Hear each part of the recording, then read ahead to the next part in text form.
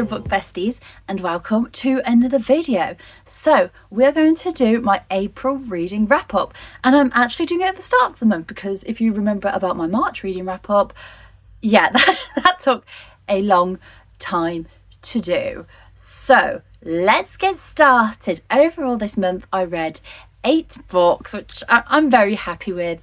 I read 2 books for the Trans Rights Readathon.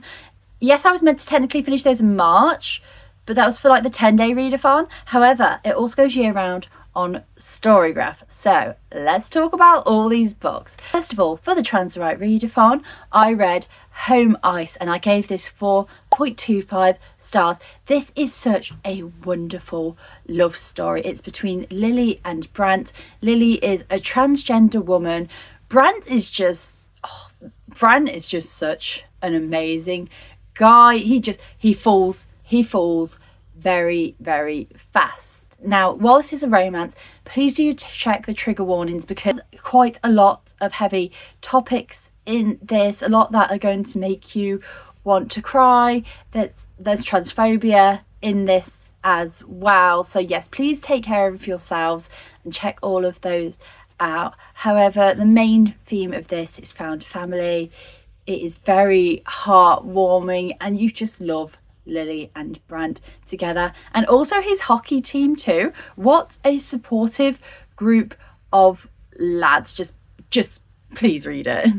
Then we have I Shall Never Fall in Love. I also read this for the Trans Rights Readathon. It's a graphic novel based in Regency period and it's queer. I mean, what more could you want? I gave this 5 stars. This was such a brilliant read. So it revolves around George, who is in charge of their family's estate. However, they also like to dress up in boys' clothes and worry that if anyone found this out that it could mean ruination for their family. They're also discovering their queer side in this. And then we have Eleanor, who is in the marriage season, however, just isn't connecting with any guys, and she is wondering why. However, her feelings for George may be more than friendship. We also have Charlotte, who is Eleanor's cousin, and she is basically also in the marriage season as well, but she falls for someone who isn't of high standing, and their romance is just so lovely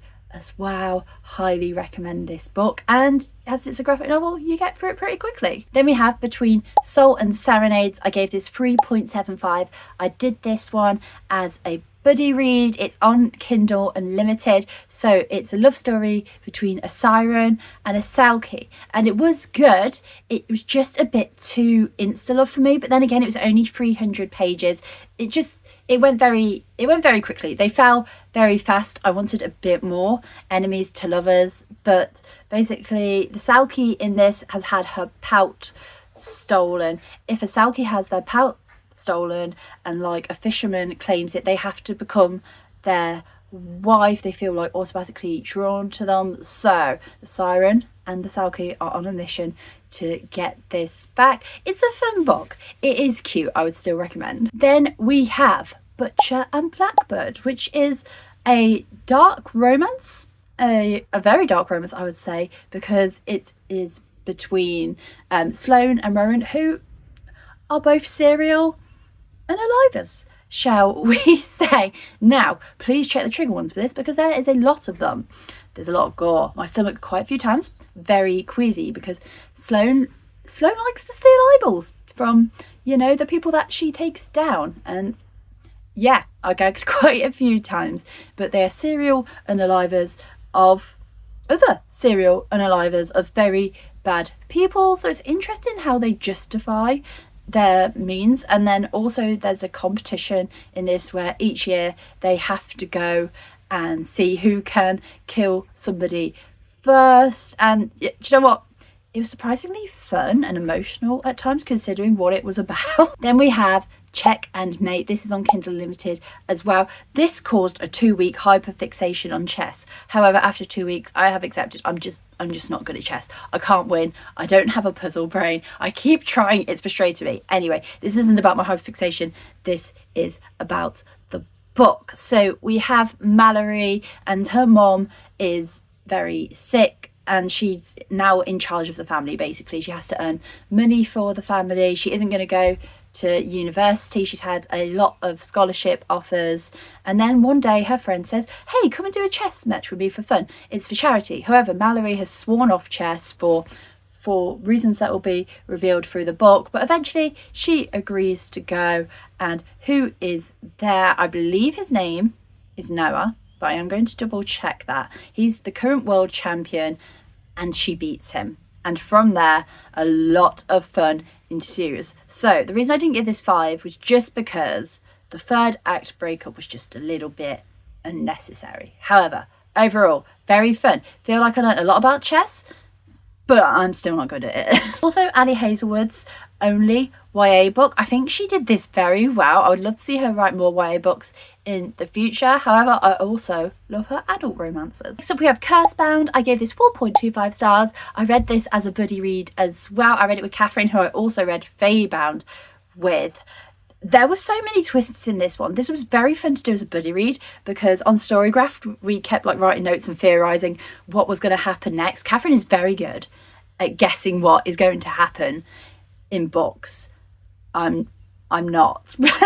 Yes, took me by surprise. Follows on from Faybound, so because it's a sequel, I don't really want to give too much away. I will just say I wish that there was a bit more of Yearen in this, because you saw her a lot in the first book, and also we don't know when the final book is going to be out, and I need to know how this concludes. I need to know now. Then we had Game On. This is an e-arc from NetGalley. So first of all, thank you to NetGalley. So this is the story of Ellie and Hudson. Ellie is a cheerleader. She has gone abroad to America for a year because she wants to train with the best of the best. She loves cheerleading. It is her favourite thing. And then we have Hudson, who is a football player. So literally a few hours before Ellie leaves for America, she was meant to be going with her boyfriend. I think he was her boyfriend of like 10 years. Maybe they'd been together a long time, 5 years, something like that. Anyway, he dumps her out of the blue by a phone call. She decides she's going to go and have some fun in America. She meets Hudson. However, they then discover that they are a cheerleader and footballer,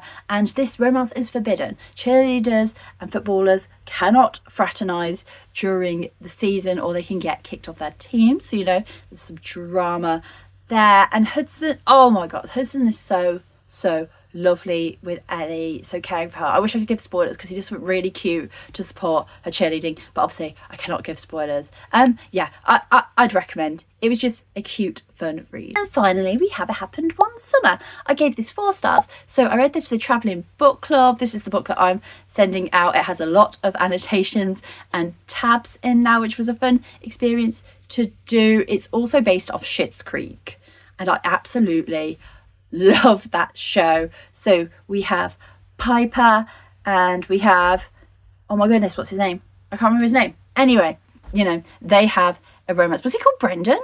I feel like I've read quite a few books where they're called Brendan at the moment. Okay, so I'm babbling. So the story of Piper and Brendan. So Piper is a 28-year-old party girl, and she has basically been cut off from her stepfather's money after she goes a step too far, and she has been sent away to the seaside town. Her sister Hannah goes with her, and they have to go and basically fix up their late father's bar. Now, do you know what? It's just, this is also a very fun read. Piper was really funny. Brendan fell fast, and he fell very hard for her. I think this book takes place like over a month or something like that, and I was like, I could not figure out the time period, because yeah, they fell very hard. It was a sweet book, and yeah, I recommend it. It's a nice summer read as well. It also deals with some grief too, so, you know, please check any trigger warnings in this, but I would recommend. However, it is very long. I think it was just a bit too long. It was 400 pages, and I think it needed like at least 50 less. That is everything that I read in April. Overall, I think I had like 4.25 stars as the like most rated, the stars that I rated the most. Sorry, my words are very jumbled today. Please let me know if you've read any of these books, and let me know what your favourite book was in April. Thank you so much for watching, and I'll see you soon, you lovely lot. Have a great day, night, afternoon, wherever you are. Bye.